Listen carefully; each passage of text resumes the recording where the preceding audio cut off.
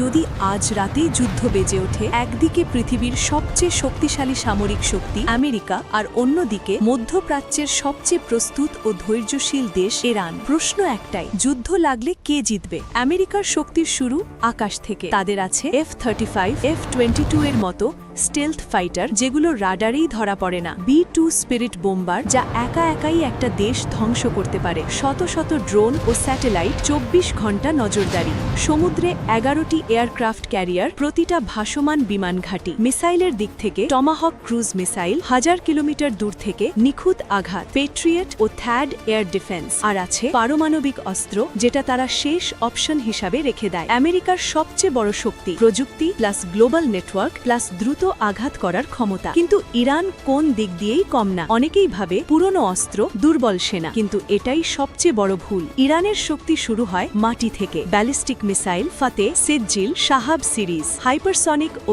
Long range drone, যেগুলো radar ফাঁকি দেয়, অ্যাডভান্সড এয়ার ডিফেন্স, বাওয়ার 303, নৌবাহিনীর সুইসাইড বোট, হরমুজ প্রণালী বন্ধ করার ক্ষমতা, আর সবচেয়ে ভয়ঙ্কর অস্ত্র প্রক্সি ফোর্স, হিজবুল্লাহ, হুতি, ইরাক ও সিরিয়ার মিলিশিয়া। যুদ্ধ মানেই শুধু ইরান নয়, পুরো অঞ্চল জ্বলে উঠবে। ইরানের শক্তি, ধৈর্য, প্রতিরোধ, দীর্ঘ যুদ্ধের প্রস্তুতি। যুদ্ধ শুরু হলে প্রথম 72 ঘন্টা আমেরিকা আকাশ দখল করবে, ইরানের রাডার, ঘাঁটি, রানওয়ে ধ্বংস করবে, সাইবার হামলা চলবে বিদ্যুৎ ও যোগাযোগে। কিন্তু তারপর ইরান পাল্টা মারবে, মার্কিন ঘাঁটিতে মিসাইল, হরমুজ প্রণালী বন্ধ, তেলের দাম আকাশ ছোঁয়া, ইসরায়েল ও উপসাগরীয় অঞ্চলে আগুন। এটা হবে না ছোট যুদ্ধ, এটা হবে লং, ধীর, ব্যয়বহুল যুদ্ধ। সত্যি কথা বলি, শর্ট টার্মে আমেরিকা সামরিকভাবে এগিয়ে, প্রযুক্তি ও আকাশ শক্তিতে তারা জয়ী। লং টার্মে ইরান হার মানবে না, পুরো অঞ্চল অস্থির হবে, আমেরিকার খরচ, চাপ আর রাজনৈতিক ক্ষতি বাড়বে। মানে আমেরিকা যুদ্ধ জিততে পারে, কিন্তু শান্তি জিততে পারবে না, আর